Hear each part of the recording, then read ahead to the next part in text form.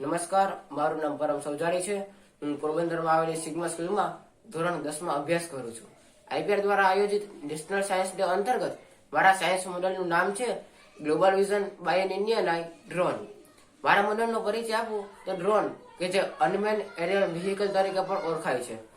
નાનપણથી જ મને ડ્રોન, પ્લેન વગેરેને ઉડતા જોઈને તેના વિશે જાણવાની, સમજવાની ખૂબ ઈચ્છા થતી હતી. લોકડાઉનના સમયનો સદુપયોગ કરીને મેં જાતે ડ્રોન બનાવી ઉડાડ્યું અને તેનો મને ખૂબ જ આનંદ થયો.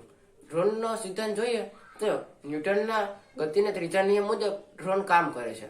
ચાલો હું આપને ડ્રોનના પાર્ટ્સ વિશે પરિચય કરાવું.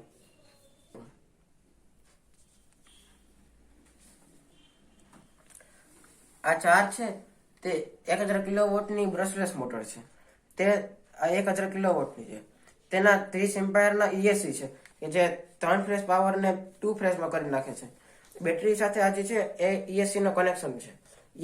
ESC નું ઇનપુટ છે ત્યાં KK 2.1 ફ્લેટ કંટ્રોલર સાથે જોડી દેવામાં આવે છે. રિસીવર છે જે રિમોટથી ડેટા પાછો રિસીવ કરે છે તેને આપણે ઇનપુટ કરીએ છીએ કંટ્રોલરમાં, અને આઉટપુટ તરીકે કંટ્રોલરમાંથી આ ચારે ESC અલગ અલગ મોટરમાં જાય છે. અને રિમોટ તો કે રિમોટમાં આનાથી આપણે થ્રસ્ટ વધારી શકાય છે, ઘટાડી શકાય છે. આનાથી બંને બાજુ દિશામાં રોટેટ કરાવી શકાય છે.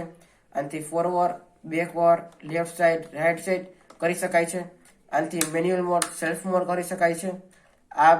આ બેથી આપણે ગમે બીજા બે સાધન કે કેમેરો કે ગિમ્બલ ફિટ કરવું હોય તો તેનો કંટ્રોલિંગ કરી શકાય છે. હવે થોડું ચીપ વિશે જોઈએ. ચીપમાં ઘણું બધું અંદર PI એડિટર, રિસીવરનું સેટિંગ કરવું હોય, ડ્રોનમાં ગેઇન લિમિટ કેટલી રાખવી હોય, તે બધા ઘણા બધા sensitivity, self mode, manual mode ઘણું બધું હોય છે. હવે રિમોટને ચાલુ કરી અને આપણે જોઈએ. રિમોટથી ધીમે ધીમે થ્રસ્ટ વધશે. અત્યારના 0 થ્રસ્ટ છે.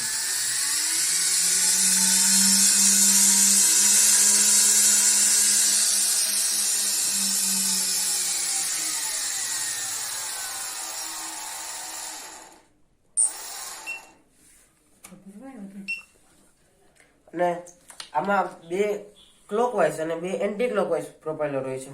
આ પ્રોપેલર છે તે ક્લોકવાઇઝ છે. તેને આપણે મોટરમાં ફિટ કરવા પડે છે. હવે પ્રોપેલર ફિટ કરીને ડ્રોનને ઉડાડીએ.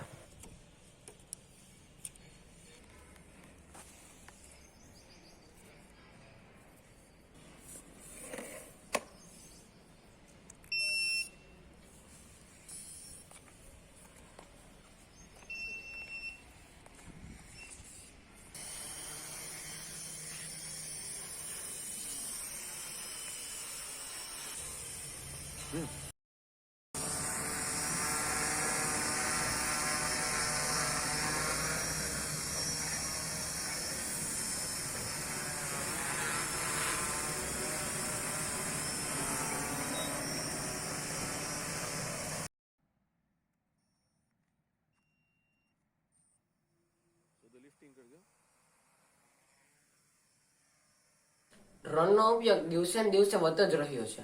અત્યારે રિમોટ સેન્સિંગમાં, ડિફેન્સમાં, ફોટોગ્રાફી કરવા માટે, ઇમરજન્સી સમયે બચાવ કરવા માટે, જાહેર ફંક્શનમાં વોચ રાખવા, આવા અનેક ઉપયોગોમાં ડ્રોન કામ આવે છે. ભવિષ્યમાં નવા ફિલ્ડમાં તેનો ઉપયોગ વધવાનો જ છે. હાલમાં ડ્રોન અને તેના પાર્ટ્સને ચીનમાંથી આયાત કરવામાં આવે છે, માટે ડ્રોન થોડુંક કોસ્ટલી બને છે.